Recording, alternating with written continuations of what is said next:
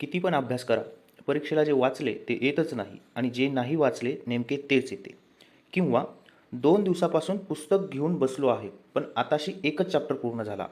हा अभ्यास कधी पूर्ण होईल? जर तुमचेही असे होत असेल तर आजच्या व्हिडिओमध्ये मी तुम्हाला अशी ट्रिक सांगणार आहे जी तुम्हाला यावेळी अभ्यास पूर्ण करून पोस्ट काढण्यास जबरदस्त मदत करेल.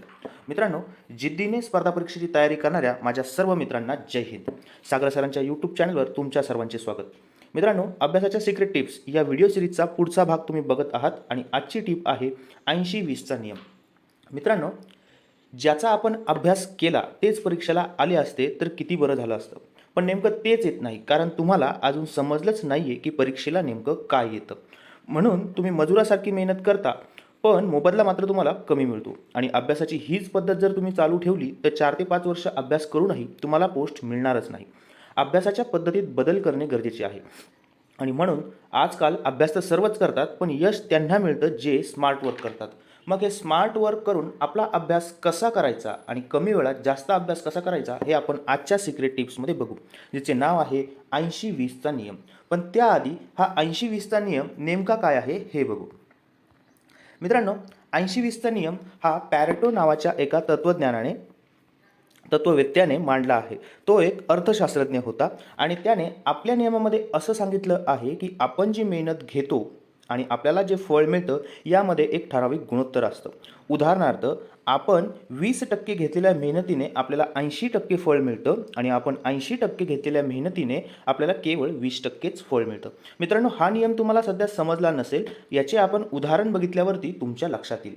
पॅटरोने याबद्दल उदाहरण असं दिलं होतं की कोणत्याही कंपनीमध्ये 20% कर्मचारी असे असतात की ज्यांच्यामुळे कंपनीला 80% फायदा होतो आणि कोणत्याही कंपनीचे 80% कर्मचारी असे असतात की त्यांनी सगळं काम करूनही कंपनीला 20% इतकाच फायदा होतो. मित्रांनो, हे उदाहरण जरी समजायला अवघड वाटत असेल तरी पण पुढचं उदाहरण तुमच्या चांगलं लक्षात येईल. मित्रांनो, आपल्या कपाटामध्ये असणाऱ्या कपड्यांपैकी 20% कपडे असे असतात जे आपले फेवरेट असतात आणि आपण ते 80% वेळा घालतो. म्हणजे आपण त्याचा जास्तीत जास्त वापर करतो. आणि काही कपडे असे असतात की जे भरपूर असतात पण आपण ते कमी वेळा घालतो. म्हणजेच आयुष्यामधल्या बऱ्याच ठिकाणी तुम्हाला 20 आणि 80चा हा रेशो बघायला मिळतो. मग आता हा रेशो फक्त इथंच नाही, तर आपण हा रेशो कुठे कुठे आहे ते बघू आणि मग ह्या रेशोचा उपयोग अभ्यासात कसा करायचा हे बघू. मित्रांनो, क्रिकेटचं जर उदाहरण घेतलं तर वन डे इंटरनॅशनल मॅच ही 50 ओव्हरची असली तरी त्या मॅचमध्ये फक्त 20%च असे बॉल असतात की जे मॅचचा निकाल फिरवू शकता. तुम्ही मॅचमध्ये असंही बघू शकता, 20%च असे गोलंदाज असतात की ज्यांना 80% विकेट्स मिळतात. 20%च असे फलंदाज असतात की जे 300 पैकी स्वतः 150-200 असे रन बनवतात. मित्रांनो, हा नियम क्रिकेटमध्ये अप्लाय होतो, त्याचप्रमाणे आपण सोडवत असणाऱ्या प्रश्नपत्रिकांमध्येही हा नियम अप्लाय होतो. मात्र हे समजण्यासाठी तुम्हाला हा व्हिडिओ संपूर्ण बघावा लागेल. यानंतर आपण बघूया की हा नियम आता अभ्यासात कसा वापरायचा. 80-20चा नियम अभ्यासात वापरण्यासाठी तुम्ही खाली दिलेल्या ज्या 5 टिप्स आहेत त्या अतिशय काळजीपूर्वक बघा आणि ह्या प्रत्येक टिप तुमच्या अभ्यासात अंमलात आणायचा प्रयत्न करा. त्या टिप काय आहे ते तुम्हाला मी आत्ताच सांगणार आहे आणि त्यासोबत तुम्ही याचा वापर कसा करायचा हेही मी तुम्हाला सांगणार आहे. तर मित्रांनो, पहिली टिप आहे याप्रमाणे. आपण ज्याला 80% वेळ देतो ते परीक्षेत 20% सुद्धा येत नाही. मित्रांनो, ही चूक खूप मित्र करतात. बरेच मित्र अभ्यास करताना आपला 80% वेळ अशा गोष्टींना देतात, अशा गोष्टींचा अभ्यास करतात, अशा गोष्टींचं पाठांतर करतात की परीक्षेत ते 20% सुद्धा येत नाही. आणि मग आपोआपच परीक्षा देऊन आल्यावर तुमच्या तोंडी हा प्रश्न असतो की मी अभ्यास तर भरपूर केला होता, पण परीक्षेत मी नेमकं जे वाचलं तेच आलं नाही. आता याचं उदाहरण घ्यायचं ठरलं तर आपण सध्या जीकेचं उदाहरण घेऊ.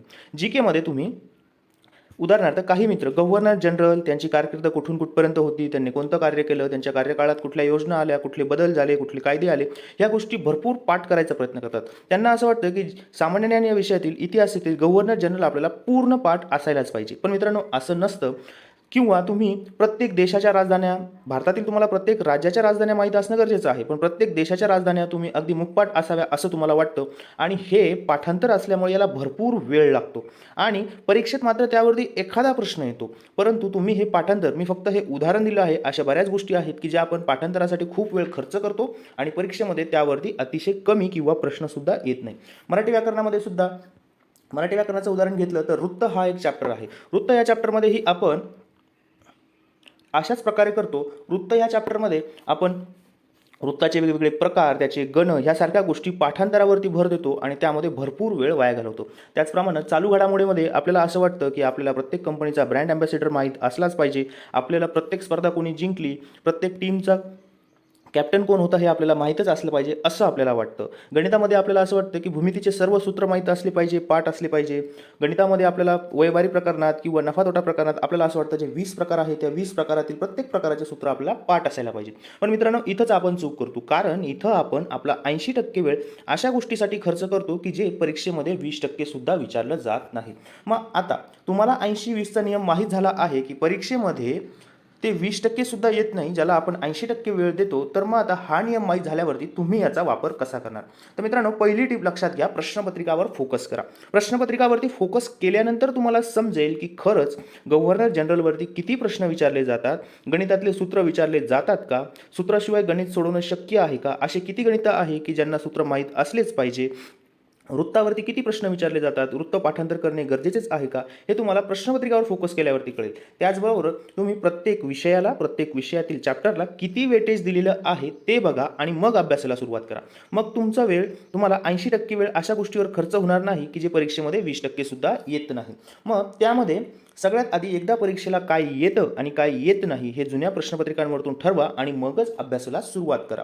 आपली दुसरी टीप आहे, प्रत्येक पुस्तकात 20% कन्सेप्ट अशा असतात ज्या समजल्यावरती 80% अभ्यासक्रम पूर्ण होतो. म्हणून अशा चॅप्टरला जास्त वेळ गेला तरी टेन्शन घेऊ नका, कारण एकदा हा महत्त्वाचा भाग पूर्ण झाला तर तुमचा खूप अभ्यासक्रम पूर्ण होतो. आता खूप मित्रांना ही टिप समजली नसेल, पण मी आता गणिताद्वारे तुम्हाला ही टिप समजून सांगतो. गणिताच्या प्रकरणांमध्ये मित्रांनो लक्षात घ्या, टक्केवारी, अपूर्णांक, बेरीज, वजाबाकी, गुणाकार, भागाकार, घातांक यासारख्या ज्या बेसिक क्रिया आहे, या बेसिक क्रिया समजून घेण्यासाठी तुमचा खूप वेळ गेला तरी चालेल. तुम्ही ज्यावेळेस अभ्यासाला बसता त्यावेळेस तुम्हाला असं वाटू शकतं की अरे, टक्केवारी, अपूर्णांक, बेसिक क्रिया, मूलभूत क्रिया या गोष्टींना माझा अभ्यासाचा खूप वेळ जातोय. पण लक्षात घ्या मित्रांनो, संपूर्ण गणित हे या बेसिक क्रिया, अपूर्णांक, टक्केवारी, घातांक, पदावली, कंसाचे नियम यावरतीच अवलंबून आहे. म्हणजे तुम्ही जर या अभ्यासक्रमाला, या 20% कन्सेप्टला 80% वेळ दिला तरी हरकत नाही, कारण तुमचे एका महिन्यातले 15 दिवस या बेसिक गोष्टींना गेले तरी सुद्धा तुमचा 80% अभ्यासक्रम पूर्ण होणार आहे. मित्रांनो, गणित म्हणजे काय असतं, तर ह्या ज्या बेसिक क्रिया आहे याला शब्दांमध्ये मांडून जे शाब्दिक उदाहरणं तयार केले जातात आणि त्यानुसार प्रकरणं तयार होतात. सरासरी हे वेगळं प्रकरण नाही आहे. सरासरी म्हणजे काय आहे, तर बेरीज, दिलेल्या संख्यांची बेरीज भागिले एकूण संख्या. म्हणजे जर तुम्हाला भागाकार येत असेल तर तुम्हाला सरासरी हा चॅप्टर येईल. जर तुम्हाला पदावली व्यवस्थित सोडवता येत असेल, जर तुम्हाला बीजगणिताचे एक्सचं उत्तर काढता येत असेल तर तुम्हाला वैवारी चॅप्टर येत असेल. म्हणजे या 20% कन्सेप्ट आहेत की ज्यावरती गणिताचा 80% अभ्यासक्रम अवलंबून आहे. त्याचप्रमाणे मराठीमध्ये शब्दाच्या जाती, जर तुम्ही मराठीच्या शब्दाच्या 8 जातींची 8 प्रकरणं अभ्यास करण्या अगोदर शब्दाची जाती म्हणून जे एक प्रकरण दिलेलं आहे त्या प्रकरणाचा व्यवस्थित अभ्यास केला तर तुमच्या लक्षात येईल की या एका प्रकरणामध्ये त्या 8 प्रकरणांची संपूर्ण माहिती दिलेली आहे. त्यामुळे तुमचा 80% वेळ अशा महत्त्वाच्या 20% कन्सेप्टवरती खर्च जरी झाला तर टेन्शन बिलकुल घ्यायचं नाही, आपला अभ्यास तसाच सुरू ठेवायचा. मग आता हा नियम तुम्हाला माहीत झाला आहे, तर ह्या नियमाचा वापर अभ्यासात कसा करणार? तर मित्रांनो लक्षात घ्या, तो 20% भाग कोणता आहे हे शोधायला शिका आणि एकदा ते शोधायला शिकल्यानंतर त्यातील काही भाग समजून घ्यायला तुम्हाला 80% वेळ लागला तरी चालू ठेवा, कारण की तुम्ही हा 20% कन्सेप्टसाठी जो 80% वेळ खर्च करणार आहे आणि अचानक तुम्हाला जादू झाल्यासारखं संपूर्ण प्रकरण समजलं हे लक्षात येईल.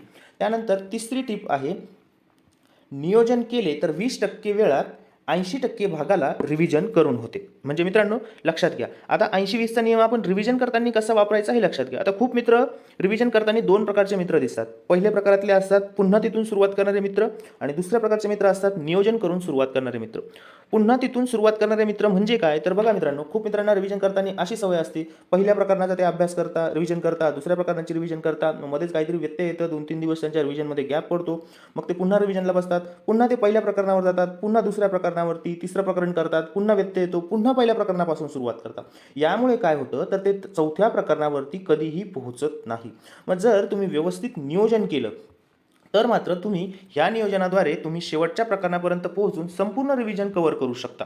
म्हणजे पहिल्या प्रकरणावरतून दुसऱ्या प्रकरणावरती जर तुम्हाला मध्येच व्यत्यय आला तर तुम्हाला तो लक्षात ठेवायचा आहे की आपण दुसऱ्या प्रकरणापर्यंत आलेलो आहे, आता तुम्हाला तिसऱ्या प्रकरणावरती जायचं आहे, म्हणून पुढच्या वेळी सुरुवात करताना दुसऱ्या प्रकरणापासून तुम्ही सुरुवात करणार, त्यानंतर तिसऱ्या प्रकरणापासून सुरुवात करणार, प्रत्येक वेळी पहिल्या प्रकरणापासून सुरुवात करायची नाही. मग आता याचा उपयोग अभ्यासात कसा करायचा? तर मित्रांनो, आधीच ठरवून घ्या की आपल्याला रिव्हिजन आपण किती वेळ बसू शकतो, आपल्या 2 तासाच्या वेळामध्ये आपले किती चॅप्टर पूर्ण होऊ शकतात. पुढच्या वेळेस आपण त्याची नोंद केलेली पाहिजे की आपलं इथपर्यंत रिव्हिजन झालेली आहे, पुढची रिव्हिजन करताना आपल्याला पुढचा भाग इथून पुढे घ्यायचा आहे.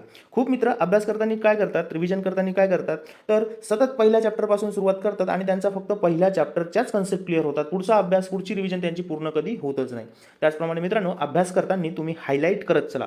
हायलाईट केल्यामुळे तुम्हाला कोणत्या प्रकरणातला कोणता भाग 20% आणि अतिशय महत्त्वाचा आहे ते समजेल. यानंतर जी शेवटची टीप आहे ती म्हणजे 80-20 नियमचा वापर प्रश्नपत्रिकेमध्ये कसा करायचा. तर मित्रांनो, लक्षात घ्या, प्रश्नपत्रिकेमध्ये 20% प्रश्न हे 80% लोकांचा निकाल ठरवत असतात.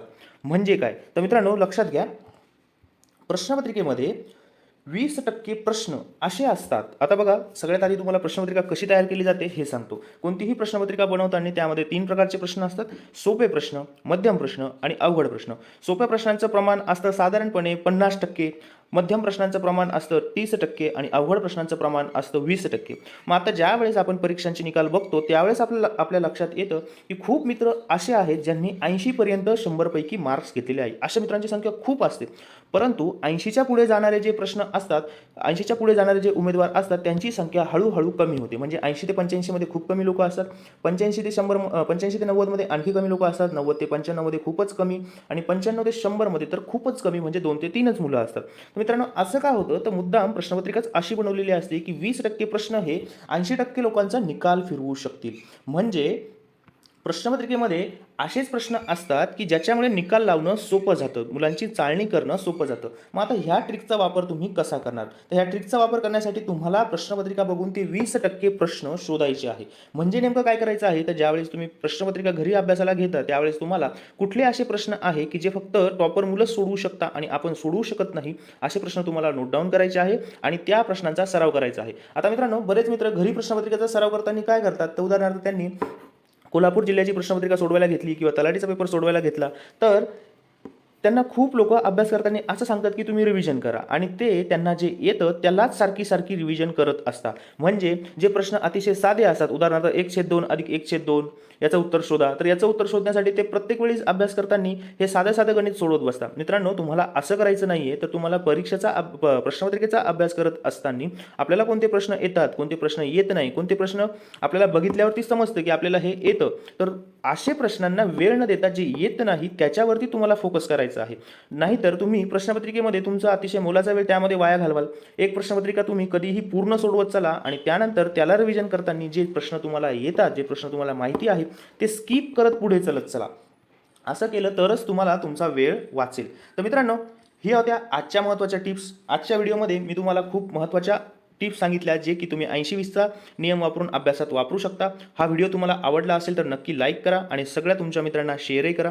यासारखे व्हिडिओसाठी आपले टेलिग्राम चॅनल पोलीस भरती आणि महाभरती हे चॅनल जॉईन करा. त्याचप्रमाणे माझ्या व्हॉट्सअप ग्रुपमध्ये जॉईन होण्यासाठी 9049 03 07 07 या नंबरवरती मला मेसेज करा, ज्यामध्ये तुम्हाला अभ्यासाच्या अतिशय महत्त्वाच्या लिंक्स मिळतील, फ्री ग्रुप्स मिळतील, ज्याचा अभ्यास करून तुम्ही यावर्षी नक्की वर्दी मिळवाल. धन्यवाद.